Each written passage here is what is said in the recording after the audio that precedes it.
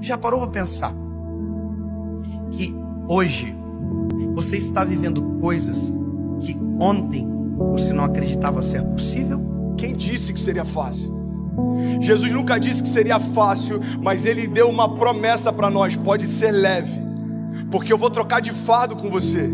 Eu já troquei de lugar com você na cruz. Então aquilo que você merecia receber, eu já recebi. E aquilo que eu merecia por parte do meu Pai, eu entreguei para vocês. Mas isso não significa que vai ser fácil, irmão.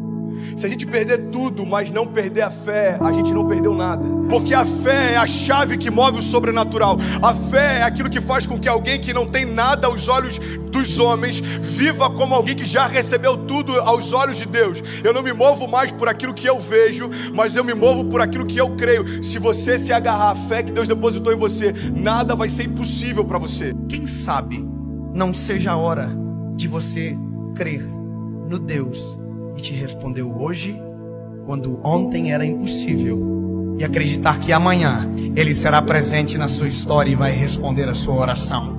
Uma palavra libera um destino. Uma palavra ressuscita mortos.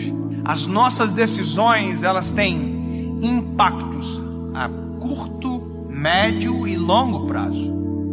Porque existem reflexos do que fazemos, repito, no curto, no médio e no longo prazo.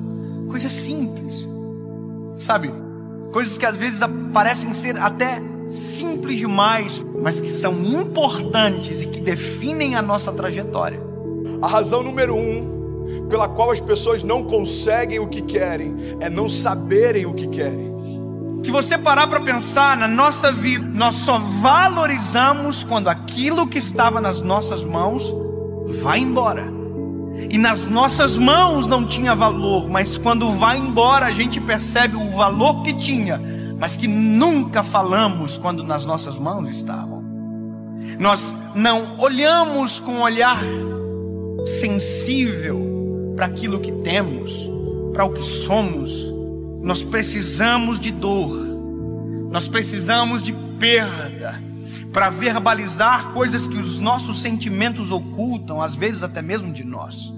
Por que você murmurava ao invés de você declarar aquilo que você desejava ver? A fé não é a gente constatar o que está acontecendo, é a gente declarar o que vai acontecer.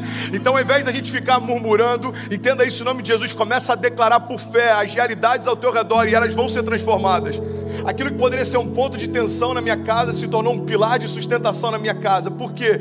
Porque não tem a ver com aquilo que me cerca, mas como eu enxergo aquilo que me cerca. E é por isso que eu quero te convidar em nome de Jesus a entender, cara, a razão pela qual a gente não vive muitas coisas é que a gente não sabe para onde a gente quer ir.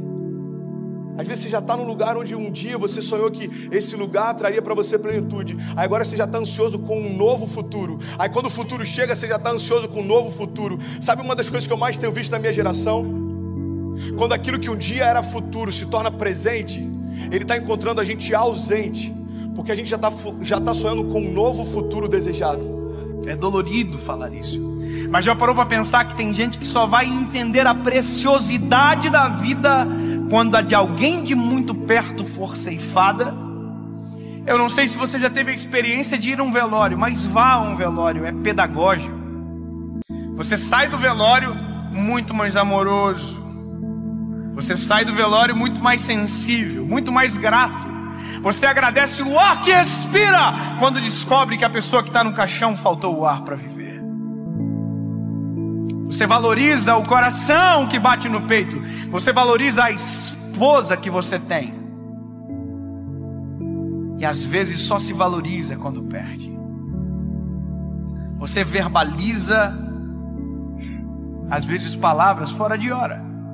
Vá a um velório onde alguém que perdeu o pai e que nunca disse que o amava, para você ver a dor que é. Ele abraça o caixão, ele grita, eu te amo! Mas essa palavra não surte mais nenhum efeito, porque quem precisava ouvir não ouve mais.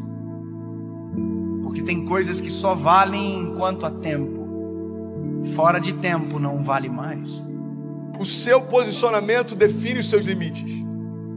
Sabe, isso está ligado à tua fé, isso está ligado à tua família, isso está ligado ao teu chamado. O teu posicionamento define os seus limites. Tem milagres que você está esperando que aconteçam, mas você não deu os primeiros passos de fé para que eles se realizem. Tem romper que você está esperando que se manifeste, mas você ainda não deu os primeiros passos de fé para que ele aconteça. Tem momentos, irmão, que a gente está clamando para que Deus mande a chuva, mas a gente nem preparou a terra ainda.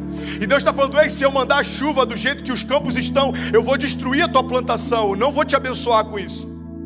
É Deus falando: ei, se prepara para receber aquilo que eu quero derramar, se prepara para receber aquilo que eu vou derramar sobre você. Você precisa se posicionar na direção do teu milagre. Nós não podemos deixar a nossa vida chegar a um momento onde as esperanças não existem mais, porque aquilo que era para ter sido um tempo, perdeu-se o tempo. Perder para valorizar. Nós não precisamos disso. Nós não precisamos, deixar ir embora para perceber a importância que tinha quando estava perto. Alguém que não é rei ainda, mas já se porta como tal, está preparado para assumir o trono. Você quer um exemplo claro? Deus unge Davi. Davi era improvável, Davi era desconhecido, Davi até para o seu pai e para os seus irmãos era invisível, mas a partir daquele dia, aos olhos de Deus, Davi já estava no trono. Só que aos olhos dos homens, olha para mim em nome de Jesus, como demorou um período entre a unção de Davi e Davi assumir o reinado. Aos olhos dos homens, os homens olhavam para o trono e viam Saul. Aos olhos de Deus, o trono estava vazio, irmão, porque o rei que era por direito ainda não havia se assentado lá. Ei, Deus está falando: tem tronos que você está olhando e parece que estão ocupados, aos meus olhos já foram esvaziados. Não se mova por aquilo que o homem vê. Eu não vejo como o homem vê. Talvez você está olhando para uma situação e ela parece intransponível. Jesus já está olhando lá na frente e já foi vencida. E Ele está falando: ei, você está preocupado por conta dessa crise? Eu conheço o teu futuro. Eu sou aquele que, eu não tenho, entendi isso, irmão. Jesus, Ele não está na eternidade, a eternidade está em Jesus. Então Ele conhece a eternidade passada, a eternidade futura. É por isso que algumas crises para os céus não fazem sentido, porque às vezes uma crise financeira abate a gente, mas Jesus já sabe o que está te esperando na estação seguinte. E Ele está falando para a gente nessa manhã: ei, você está preocupado por conta dessa crise? Filho, eu desenhei a tua história, eu sei aonde você vai, fica tranquilo. Pare de reclamar daquilo que você ainda não se moveu para viver. Pare de reclamar do resultado de escolhas que você não fez. Para você viver a vida que você deseja, você precisa abrir mão da vida que você leva.